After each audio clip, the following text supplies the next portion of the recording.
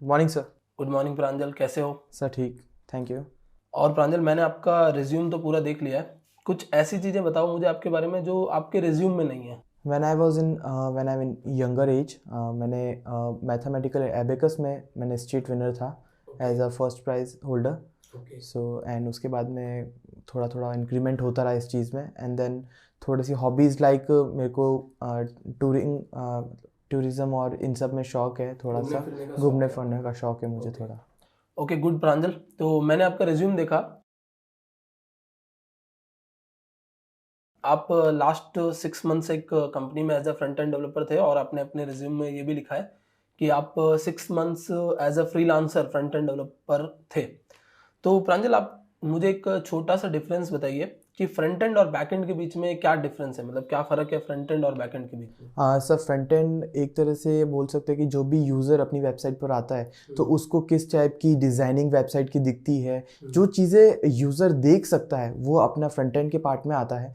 और जो चीज़ें यूज़र नहीं देख पाता है वो अपना बैक एंड में आता है। जैसे कि कोई यूज़र अपना फॉर्म फिल कर रहा है तो उसका डेटा किस तरीके से अपने डेटाबेस में या कहाँ पर स्टोर हो रहा है, जो यूज़र नहीं देख पा रहा है वो अपना बैक एंड के पार्ट में आ जाता है। ओके, ग्रेट प्रांजल।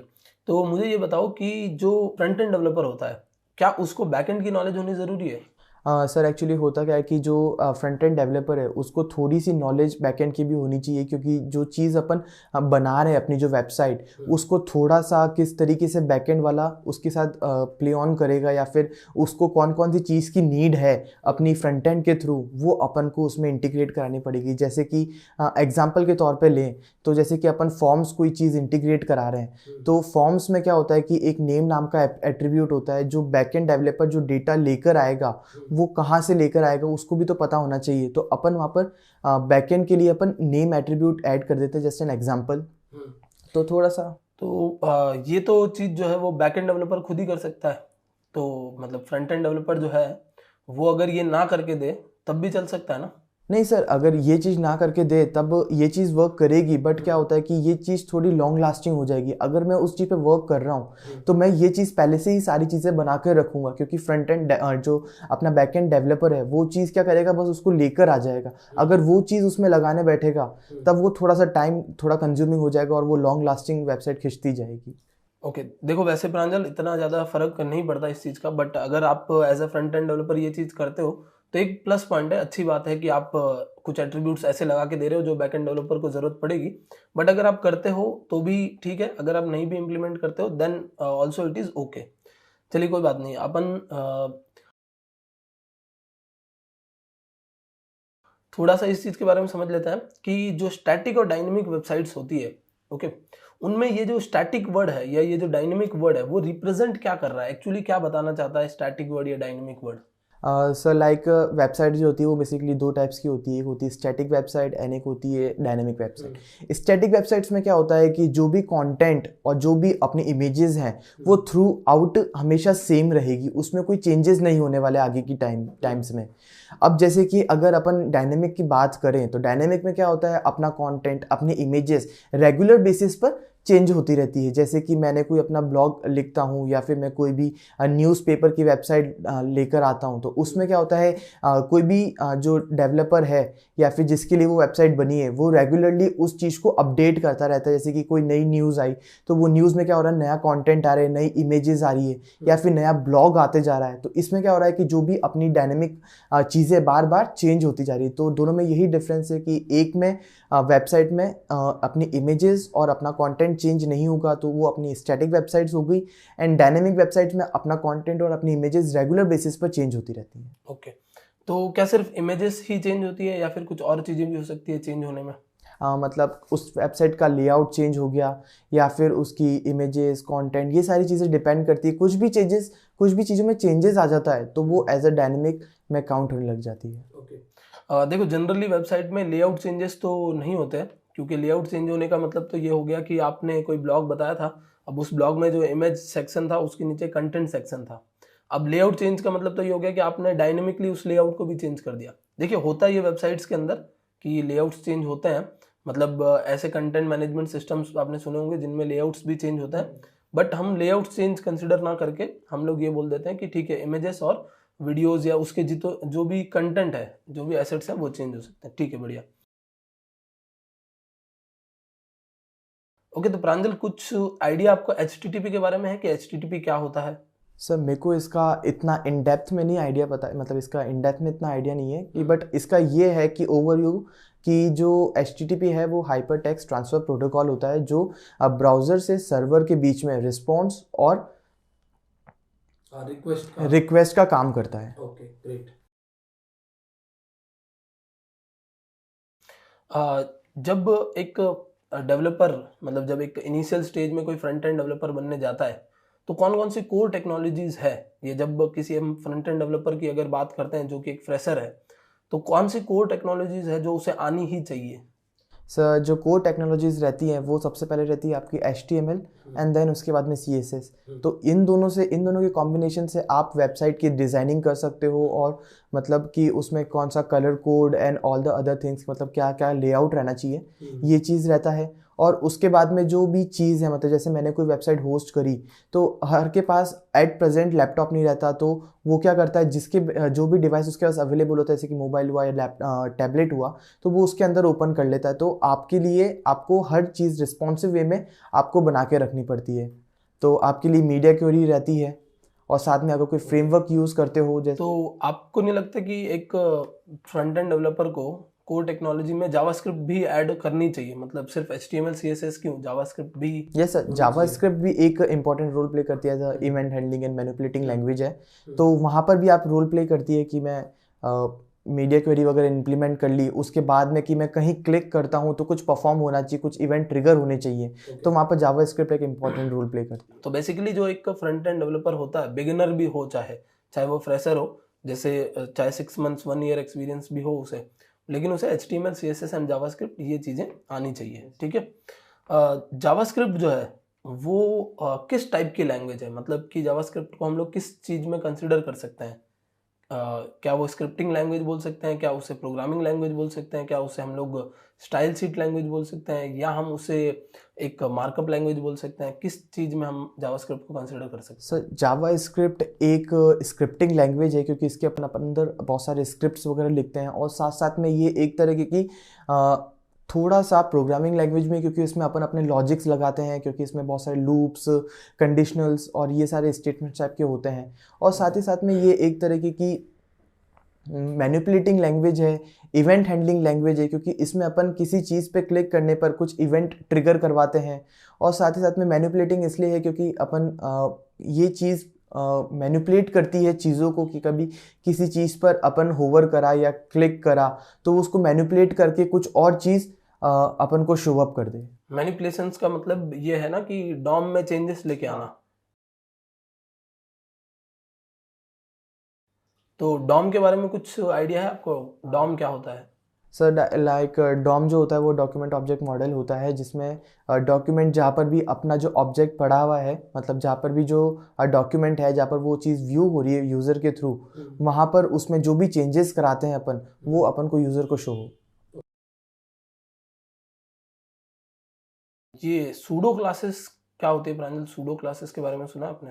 Yes sir, pseudo classes CSS का एक पार्ट है। अपन इसको मैं कोई क्लास आइडिया टैग नहीं बोलूँगा। सूडो क्लासेस एक तरीके की सिलेक्शन बेस्ड क्लासेस बोल सकते हैं, जिसमें मैं डायरेक्ट टैग्स को ट्रिगर करता हूँ, यानी कि मैं डायरेक्ट टैग को टारगेट कर कर अपना काम करवाता हूँ। कि मतलब अगर बहुत सारे टैग्स हैं एक पेज के अंदर, तो मैं अलग अलग क्लासेस या आईडी न देकर मैं उसको डायरेक्ट टैग को बता दूंगा कि जितने भी टैग्स हैं वो सारे ये प्रॉपर्टीज़ फॉलो करे। और उसके बाद में अपने पास में जैसे कि होवर है, एक्टिव है, लिंक है, विजिटेड है, जो एंकर टैग के लिए मेनली काम आते हैं, और ये सारे अपने सूडो क्लासेस के अंदर आते हैं। ओके। जो UI और UX होता है, कभी इसके बारे में सुना है आपने? UI UX क्या होता है? सर एक्चुअली इसका मेरे को इतना आइडिया नहीं है, बट हाँ इसका ओवरव्यू पता है। जैसे कि UX जो होता है वो यूज़र एक्सपीरियंस होता है। अपन जो चीज़ें बनाते हैं वो UI के ऊपर होता है, यूज़र इंटरफेस। तो इसका इतना तो एक जो फ्रंट एंड डेवलपर होता है वो मतलब अगर उसको UI UX ना आता हो तो भी क्या वो फ्रंट एंड डेवलप कर सकता है? मतलब आपको अगर UI UX के बारे में आइडिया नहीं है तो कभी आपको प्रॉब्लम आई है फ्रंट एंड डेवलप नो करते सर। हुए? नहीं आई, ग्रेट। एक और क्वेश्चन था प्रांजल मेरा कि जावास्क्रिप्ट को, जो हमने अभी जावास्क्रिप्ट के बारे में बात की, तो क्या मैं जावास्क्रिप्ट को सिर्फ क्लाइंट साइड पे यूज़ कर सकता हूँ या मैं सर्वर साइड पे भी यूज़ कर सकता हूँ? सर जावा स्क्रिप्ट को अपन client side as well as server side पे भी यूज़ कर सकते हैं। ओके। क्योंकि क्या है कि नोड जेएस जो एक फ्रेमवर्क है जावा स्क्रिप्ट का, वो एज अ सर्वर साइड पे भी यूज़ किया जाता है। उससे अपन through APIs and other things implement कर सकते हैं। ओके।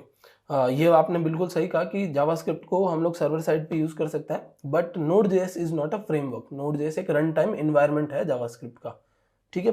तो कभी आप इसके बारे में पढ़िएगा, बहुत इंटरेस्टिंग चीज़ है, क्योंकि आप एक फ्रंट एंड डेवलपर हैं, अभी तो आप फ्रेशर हैं, बट जब जब जैसे जैसे आप आगे बढ़ेंगे तो आप रिएक्ट या एंगुलर की तरफ जाएंगे, तब आपको ये जो चीज़ें हैं, नोड में जो चीज़ें सीखी होगी आपने, या जो ये जो बेसिक्स हैं, आपको वो बहुत काम आएंगे, आपको बिहाइंड द सीन वर्किंग्स समझ में आएगी। तो प्रांजल, मुझे ये बताइए कि आपको लाइब्रेरी और फ्रेमवर्क के बारे में कुछ डिफरेंस पता है, या कोई लाइब्रेरी फ्रेमवर्क आपने कभी यूज़ किए हैं? ये सर, लाइब्रेरीज क्या होती है जिसमें अपने बहुत सारे फंक्शंस लिखे हुए होते हैं एंड देन अपन उन फंक्शंस को अपन कॉल करते रहते हैं, जिससे कि क्या होगा कि अपना जो कोड की कॉम्प्लेक्सिटी है वो थोड़ी सी कम हो जाएगी। जो चीज़ पहले बनी हुई है मेरे पास में, मैं उनको बस डायरेक्ट कॉल करूँगा। और उसके बाद में जैसे अपन फ्रेमवर्क्स की बात करें, फ्रेमवर्क्स क्या होता है, उसमें बहुत सारी लाइब्रेरीज बनी हुई होती है एंड देन अपन उसको बार बार यूज़ कर सकते हैं। तो कोई लाइब्रेरी और एग्जाम्पल फ्रेमवर्क का एक एक बताइए, कोई एक फ्रेमवर्क का एग्जाम्पल और एक लाइब्रेरी का एग्जाम्पल। जैसे कि अगर मैं लाइब्रेरी का एग्जांपल लूँ तो अपने पास jQuery एक लाइब्रेरी है। तो उसमें क्या है कि बहुत सारी चीज़ें जावास्क्रिप्ट के थ्रू ही बनी हुई हैं, बस उनको अपन इम्प्लीमेंट करना थोड़ा सा इजी हो जाता है क्योंकि अपने पास चीज़ें बनी हुई हैं। और अगर अपन फ्रेमवर्क की बात करें, for example HTML CSS JavaScript का एक फ्रेमवर्क है जिसका नाम बूटस्ट्रैप है। वो क्या है कि अपने पास ये सारी चीज़ें बनी हुई हैं एंड देन उसको अपन अपने इसके अंदर यूज़ कर सकते हैं। ओके। जो जावास्क्रिप्ट है प्रांजल, उसके अंदर हम लोग जो दिस कीवर्ड आपने कभी सुना होगा अगर जावास्क्रिप्ट के अंदर, तो ये दिस कीवर्ड क्या होता है, मतलब दिस कीवर्ड कैसे यूज होता है या क्यों यूज होता है? दिस कीवर्ड जो है वो एक तरीके का किसी भी चीज़ किसी भी ऑब्जेक्ट के बारे में रेफरेंस अपन को देता है। कि है ना, मैं किसी भी चीज़ को मैं ट्रिगर करना चाहता हूँ, जैसे कि मैं कोई बटन है और ऐसे मेरे पास 5 to 6 बटन्स हैं, तो मैं उसमें हर पर जाके एक इंडिविजुअल फंक्शंस नहीं लगाऊंगा। तो इसके लिए अपन क्या करते हैं कि अपन दिस का यूज़ करते हैं कि मैं पर्टिकुलर उस बटन की ही बात कर रहा हूँ, मैं उस बटन के रेफरेंस पर मैं कुछ चीज़ ट्रिगर करवाना चाहता हूँ। तो ये जो बटन होता है ना, बटन तो एक HTML टैग है, फिर उसमें दिस कैसे यूज हो रहा है, मतलब ये चीज़ कैसे रिलेट हो पा रही है? कुछ आपको इस चीज़ के बारे में आइडिया है?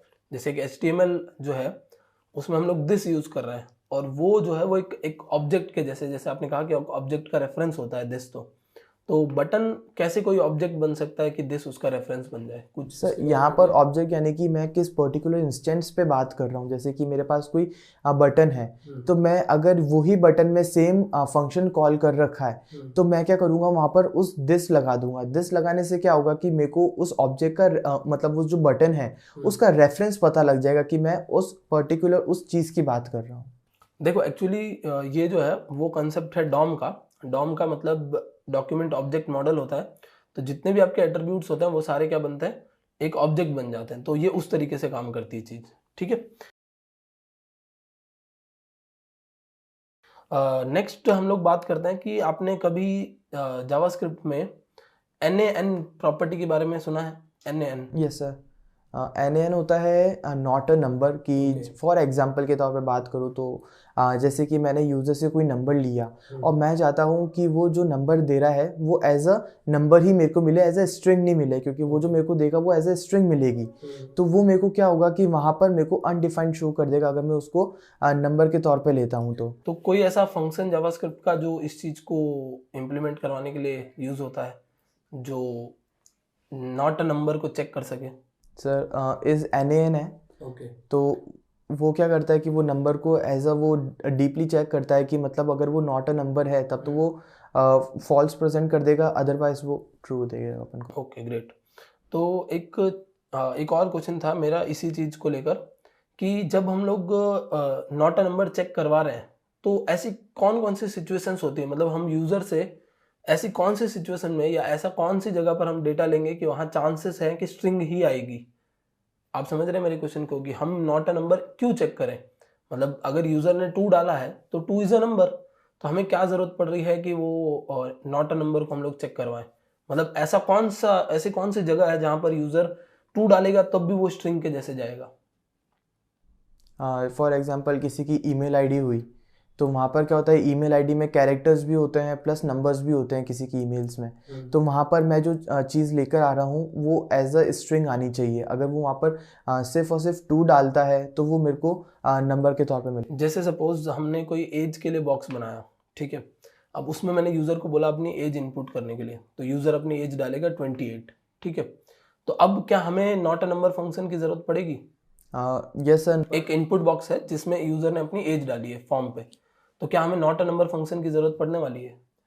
नॉट अ नंबर की नीड उस टाइम में नहीं पड़ेगी, क्योंकि वो अपन को डायरेक्ट नंबर प्रोवाइड कर रहा है। और अगर वहीं पर ही गलती से उसने कोई कैरेक्टर इनपुट करवा दिया तो वहाँ पर वो अपन को बता देगा कि ये NaN है, यानी कि नॉट अ नंबर है। ओके।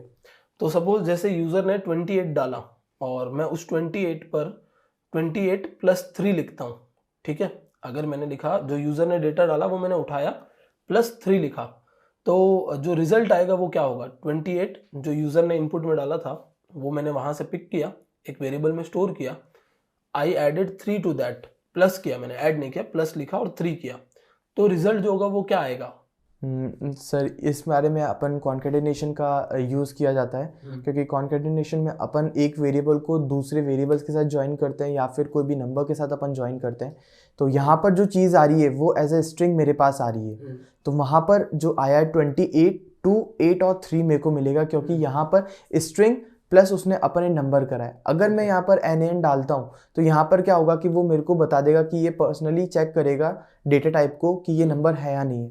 अगर ये नंबर नहीं होता है तब तो ये मेरे को 283 मिलेगा, और अगर नंबर होता है तो 28 प्लस 3 31 मिलेगा। बट 28 तो नंबर ही है ना, तो NaN को तो यही लगेगा कि 28 जो आया है यूजर के थ्रू वो एक नंबर आया है। तो हम उस नंबर को कन्वर्ट कैसे कर सकते हैं? मतलब जो स्ट्रिंग आई है ना, 28 is a string, double quote या सिंगल कोट में आया है, मैं उसको कन्वर्ट करना चाहता हूँ एक नंबर में।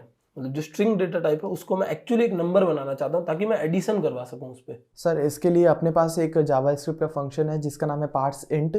वो क्या करता है, वो उस पर्टिकुलर डेटा टाइप को चेक करता है, वो जो चीज़ आ रही है, जैसे इसका नाम है parseInt, तो ये इंटीजर के रिगार्डिंग चेक करेगा जो चीज़ आ रही है वो इंटीजर है या नहीं है। नहीं प्रांजल, एक्चुअली वो इंटीजर चेक नहीं करेगा, वो इंटीजर बना के देगा हमें, रिटर्न करेगा, इंटीजर रिटर्न करेगा।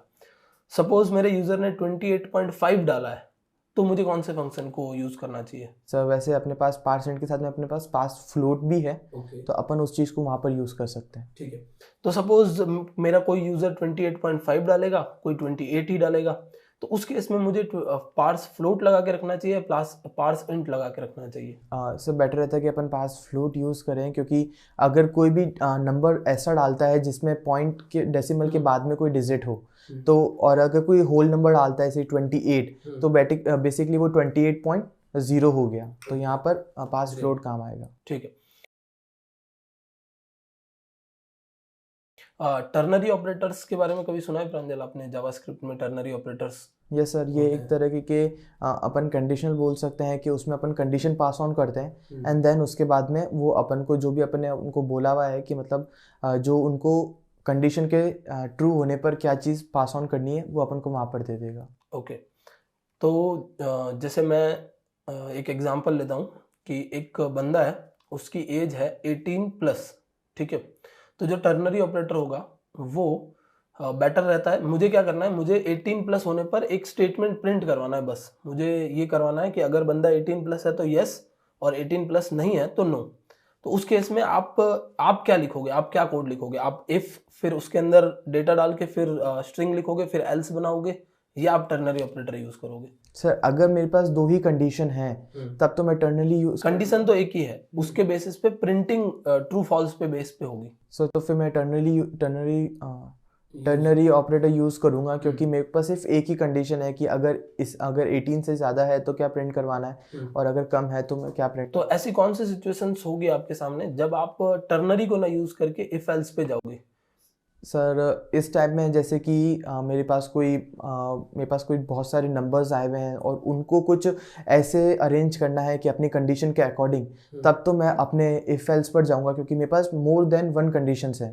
अब कंडीशन एक ही है प्रांजल, हमारे पास कंडीशन तो एक ही है। जो डिफरेंस है ना वो ये है कि पहली बारी कंडीशन जो थी उसमें एक ही स्टेटमेंट एग्जीक्यूट करना था, दूसरी बार जो कंडीशन है उसमें मल्टीपल स्टेटमेंट्स एग्जीक्यूट करने हैं। तो पहली वाली कंडीशन में आपने बोला कि आप सिंगल स्टेटमेंट एग्जीक्यूट करने के लिए आप यूज कर लेंगे कि चलो टर्नरी यूज कर लेते हैं। मल्टीपल स्टेटमेंट जब यूज करना है, मतलब एक लाइन नहीं प्रिंट करनी, कंडीशन ट्रू होने पे 4-5 करना है, ये बहुत बड़ा लॉजिक चलाना है, तब आप टर्नरी पे जाएंगे या इफ एल्स पे जाएंगे? सर उस टाइम मैं इफ एल्स पर जाऊंगा। ओके। क्योंकि मेरे पास बहुत सारी कंडीशंस अवेलेबल हैं कि मतलब फॉर एग्जांपल अगर अपन कोई क्लॉक की बात करें कि अगर मॉर्निंग है तो इतने से इतने टाइम पर मेरे को मॉर्निंग विश होना चाहिए, अगर इतने से इतने टाइम पर है तो मेरे को आफ्टरनून विश होना चाहिए, और अगर आफ्टर 4 है तो मेरे को इवनिंग विश होना चाहिए। तो बेसिकली मेरे पास यहाँ पर मोर देन 1 से 2 कंडीशन है। आपके अकॉर्डिंग जो नेस्टेड इफ एल्स होते हैं ना, नेस्टेड इफ एल्स का मतलब कि इफ एल्स के अंदर इफ एल्स और फिर उसके अंदर इफ एल्स, तो क्या उनकी जगह टर्नरी ऑपरेटर्स को रिप्लेस किया जा सकता है? मतलब उसकी जगह टर्नरी से काम करवाया जा सकता है कि नहीं करवाया जा सकता है? सर उसके साथ में अपन टर्नरी को यूज़ कर सकते हैं, क्योंकि अगर मैंने एक नहीं, उसके साथ नहीं, हमें बिल्कुल उसकी जगह करवाना है, मतलब उसको रिप्लेस कर देना है। मैं इफ एल्स लगाऊंगा ही नहीं, मैं पूरा टर्नरी ऑपरेटर लगाना चाहता हूँ। सर तो उस टाइम में मैं अपना इफ एल्स ही यूज़ करूँगा, क्योंकि नेस्टिंग करने के लिए अपन इफ एल्स को ज़्यादा प्रेफरेंस दूंगा मैं उस रिगार्डिंग। बट नहीं, प्रेफरेंस तो आप अपने कोड को आप अपने तरीके से लिखिए, कोई प्रॉब्लम नहीं है। बट क्या कोई डेवलपर ये चाहे कि मैं इफ एल्स ना लिखूं, मैं जो है वो अपने टर्नरी ऑपरेटर्स यूज कर लूं? सो इज इट फिजिबल कि वो इफ एल्स ना लिखे और टर्नरी करे तो भी सेम काम करवा सकता है वो? मतलब वो नेस्टेड जो है वो सेम चीज यहाँ इंप्लीमेंट हो पाएगी? क्या ये पॉसिबल है? सर जैसे कि अभी अपने बात करी थी कि टर्नरी होता है वो सिंगल कंडीशन पे वर्क करता है, तो यहाँ पर अगर मैं टर्नरी यूज़ करूँगा तो मैं सिंगल कंडीशन की बात कर रहा हूँ, और नेस्टिंग के लिए टर्नरी थोड़ा सा देखिए प्रांजल, जो नेस्टिंग जब हम करवा रहे हैं ना, तब जरूरी नहीं है कि हम लोग इफ एल्स यूज करें, हम टर्नरी को भी यूज कर सकते हैं। बट वो डिपेंड करेगा कि उस डेवलपर की कितनी एबिलिटीज है, उस डेवलपर ने कितना अच्छे से स्किल्ड कर रखा है उस चीज को कि वो नेस्टिंग में भी टर्नरी यूज कर ले रहा है। क्योंकि नेस्टिंग में भी क्या होता है कि एक स्टेटमेंट प्रिंट करवाना है, हमें एक स्टेटमेंट एग्जीक्यूट करना है, और वो स्टेटमेंट कितना भी बड़ा हो क्या फर्क पड़ता है? ठीक है। तो जो सीडीएन्स होते हैं, जो सीडीएन आपने अगर वर्ड सुना होगा कभी, तो ये सीडीएन्स क्या होते हैं, सीडीएन्स क्यों यूज किए जाते हैं, कुछ आइडिया है इनके बारे में आपको? सर CDN लाइक का कंटेंट डिलीवरी नेटवर्क होता है, जिसमें कि क्या होता है कि सारा का सारा फाइल्स का जो भी वर्क होता है वो एक सर्वर पर अपलोडेड होता है, जिससे कि जब भी मेरे को वो चीज़ लेकर आनी होगी तो मैं उस सर्वर का एक पर्टिकुलर लिंक होगा जहाँ पर वो फाइल स्टोर्ड है, मैं वहाँ से वो लिंक लेकर अपने एडिटर के अंदर लगा दूंगा, जिससे कि जो भी चीज़ होगी मैं सर्वर के एंड से मैं गेट कर पाऊंगा। तो कुछ डिफरेंस है, मतलब कोई फ़ायदा है मेरा सीडीएन यूज़ करने का? मैं अगर नॉर्मल किसी फाइल को अपने फोल्डर में, लोकल फोल्डर में रख के अटैच करूं, या मैं सीडीएन से अटैच करूं? Is there any difference between these things? Sir CDN जो होता है वो बेसिकली सर्वर के एंड से मेरे को ये चीज़ ला कर देता है, बट मैं जो हूँ मैं बेसिकली फ़ाइल्स को अपने फोल्डर के अंदर ज़्यादा अगर अपन रखते हैं, मगर उन फाइल्स को अगर अपने उसमें रखते हैं तो जो वेबसाइट्स होती है वो वेबसाइट की थोड़ी क्वांटिटी हैवी हो जाती है। तो इसलिए अपन क्या करते हैं कि उसको अपने CDN के थ्रू अपन ले लेते हैं, जिससे कि जो अपनी जो कोड है वो थोड़ा सा, अपना जो फाइल्स है सारी की सारी वो थोड़ी कंप्रेस रहे, जितनी कम अपने पास फाइल रहेंगी उतनी अच्छी अपनी वेबसाइट की स्पीड रहेगी। ओके। एक्चुअली सीडीएन का एक और रीज़न भी होता है, आप इसके बारे में पढ़िएगा ज़रूर। सीडीएन्स जो होते हैं वो आपकी वेबसाइट की स्पीड को फास्ट करने में एक दूसरी तरीके से हेल्प करते हैं, बिकॉज सीडीएन पूरे दुनिया में अपने सर्वर्स फैला के रखता है। क्लाउड फ्लेयर के बारे में कभी पढ़िएगा तो आपको आइडिया लगेगा। सीडीएन के जो सर्वर्स होते हैं या वो पूरे वर्ल्ड में फैले हुए हैं, तो जब भी आपकी वेबसाइट लोड होती है वो अपने नियरेस्ट सर्वर से आपका डेटा उठाती है, सो दैट कि आपका जो पेरेंट सर्वर है उधर से डेटा ना आए, किसी दूसरे सर्वर से डेटा आ जाए। ठीक है। जब हम लोग किसी वेबसाइट को बना रहे हैं, किसी वेबसाइट के लेआउट को बना रहे हैं, उस केस में आप as a developer flex use करोगे या फ्लोट यूज करोगे? सो नाउ डेज फ्लैक्स ज़्यादा फ्लेक्सिबल है, क्योंकि इसमें क्या होता है कि ये चीज़ पहले से उस चीज़ को कस्टमाइज़ करके अपन को प्रोवाइड करवाती है। कि जैसे कि कोई भी चीज़ अपन लेकर आ रहे हैं तो अपने पास 2 डिव है, तो दोनों को मैं अगर फ्लैग्स देता हूँ तो वो इक्वल, उसके पेरेंट को अगर फ्लैग्स देता हूँ तो वो चाइल्ड्स को इक्वली डिवाइड करके अपन को हेल्प करेगी। अगर मैं फ्लोट देता हूँ तो मेरे को दोनों के पेरेंट्स के चाइल्ड्स को फ्लोट देना पड़ेगा। अगर मेरी एक ही प्रॉपर्टी से काम हो रहा है तो मैं आगे 2 प्रॉपर्टीज़ और क्यों लगाऊँ? ओके। जब मीडिया क्वेरी हम लोग यूज़ करते हैं प्रांजल, तो मीडिया क्वेरी में क्या ये ज़रूरी है कि हम लोग हर स्क्रीन के लिए डिविजन्स करें? क्या मैं सिर्फ मोबाइल के लिए डिवीज़न करके और अपनी डेस्कटॉप के लिए डिवीज़न करके छोड़ दूं तो मेरी वेबसाइट रिस्पॉन्सिव नहीं हो पाएगी? मतलब तब मेरे टैब पे अगर मेरी वेबसाइट खुलेगी तो क्या मेरी वेबसाइट रिस्पॉन्सिव नहीं होगी? मैंने एक मेरे फ़ोन के लिए किया है और अब मैंने एक मेरे लैपटॉप के लिए, दोनों के लिए मीडिया क्वेरी लिख दी है और अब मैं अपना टैब लेके आता हूँ, तो मेरी वेबसाइट उधर रिस्पॉन्सिव होगी कि नहीं होगी? सर, आपने जो रिस्पॉन्सिव के लिए कोड किया है वो सिर्फ आपने अपने मोबाइल के लिए कोड किया है, क्योंकि आजकल हर मोबाइल्स के लिए अपनी स्क्रीन का रिजोल्यूशन अलग अलग होता है। फॉर एग्जांपल, नहीं, मैंने अब सिर्फ मेरे मोबाइल के लिए नहीं, मतलब मैंने मोबाइल फ़ोन की स्क्रीन के लिए कोड किया है, वो कोई भी मोबाइल फ़ोन हो सकता है, और मैंने टैबलेट और मैंने लैपटॉप की स्क्रीन के लिए कोड किया है। ये दोनों के लिए मैंने कोड लिखा है और अब मैं टैबलेट पे चलाना चाहता हूँ। सर तो फिर वो आपकी रिस्पॉन्सिव नहीं होगी, वहाँ पर आपका स्क्रॉलर आएगा। क्योंकि आपकी लैपटॉप की स्क्रीन बहुत बड़ी होती है आपके टैबलेट के अकॉर्डिंग। तो आपने अपने फ़ोन के लिए तो बना लिया, आपने अपने पीसी के लिए बना लिया, बट आपने टैबलेट के लिए नहीं बनाया। तो वहाँ पर आपकी ये रिस्पॉन्सिव फेल होगी। जे क्वेरी के बारे में कुछ आइडिया है प्रांजल आपको? जे क्वेरी क्या है? हाँ सर, jQuery जावास्क्रिप्ट का एक लाइब्रेरी है जिसमें ब्लॉक ऑफ कोड्स लिखे हुए हैं, जहाँ पर अपने फंक्शंस हैं बहुत सारे। बस अपन को उस चीज़ को लेकर आना होता है और अपन इम्प्लीमेंट करवा सकते हैं अपने इसमें। ओके। जे क्वेरी की अपनी कोई लाइब्रेरी है क्या, और कोई आपको जे क्वेरी की खुद की कोई लाइब्रेरी? मतलब jQuery is a JavaScript library, is there any jQuery library जो जे क्वेरी पे काम करती है?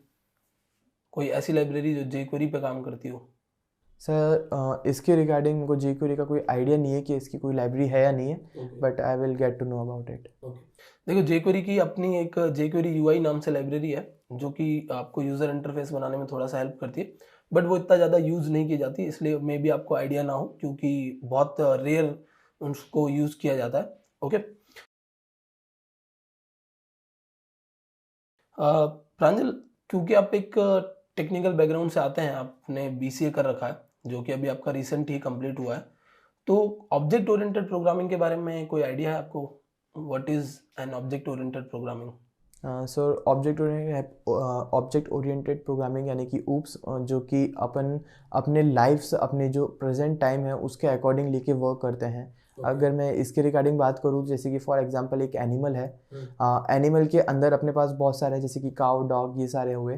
तो यहाँ पर क्या होता है कि जो एनिमल है वो एक तरह की क्लास है, और cow, dog and other animals जो भी अपने आते हैं वो सारे एक तरीके के ऑब्जेक्ट्स हैं। तो जो ऊप्स होता है वो बेसिकली आपके जो क्लासेस होती हैं, जो आपका एनिमल हुआ, आप उसको फिजिकली एक्सेस नहीं कर पाते, आप उसके ऑब्जेक्ट के थ्रू उस चीज़ को एक्सेस कर सकते हैं।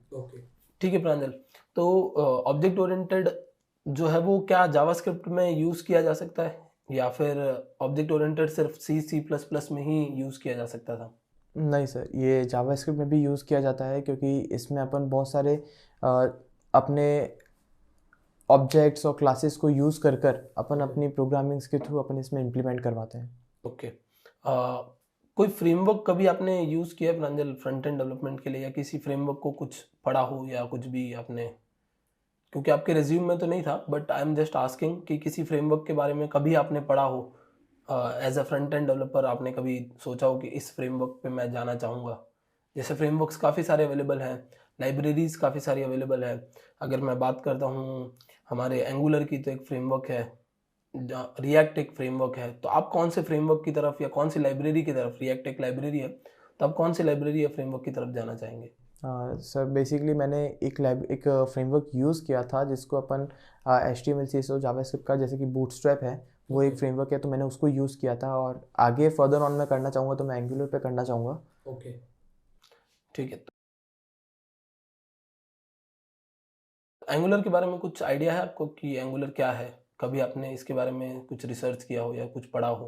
सर एंगुलर एक सिंगल पेज वेबसाइट्स के लिए काम आता है, जिसमें जो डेटा होता है वो सर्वर के एंड से APIs के थ्रू अपने इस पर रिप्रेजेंट किया जाता है, एंड देन उसमें पेज को रिफ्रेश करे बिना अपन अपने यूज़र को एक हाई स्पीड वेबसाइट लोडिंग के लिए करवा। ठीक है, तो एक मेरा लास्ट क्वेश्चन है प्रांजल इसी चीज से लेके कि जो API आपने वर्ड यूज किया, इस API वर्ड के बारे में कुछ आइडिया है? Sir API like application programming interface है, जो कि एक डिफरेंट सर्वर्स पर बिना उसके अपन उसको इम्प्लीमेंट करवा सकते हैं। ओके, सो एग्जैक्टली API मतलब कि एक सर्वरलेस एप्लीकेशन के लिए डेटा लाने वाला कोई URL हो गया, ठीक है, ये हम लोग कह सकते हैं API के लिए। तो प्रांजल, क्या एक फ्रंट एंड डेवलपर को API बनानी आनी चाहिए? मतलब आप एक फ्रंट एंड डेवलपर हो, आपको अगर API बनानी नहीं आती है तो क्या आप एंगुलर पे काम कर पाओगे कि नहीं कर पाओगे? तो उसके रिगार्डिंग मेरे को इम्प्लीमेंट करने के लिए मेरे को API जो है वो एक बैकएंड डेवलपर बनाकर देगा, और उसको यूज़ करना, मतलब उसको अपनी वेबसाइट पे इम्प्लीमेंट करना, वो मेरा काम होता है। ठीक है, okay Pranjal, it was great meeting to you, thank you so much.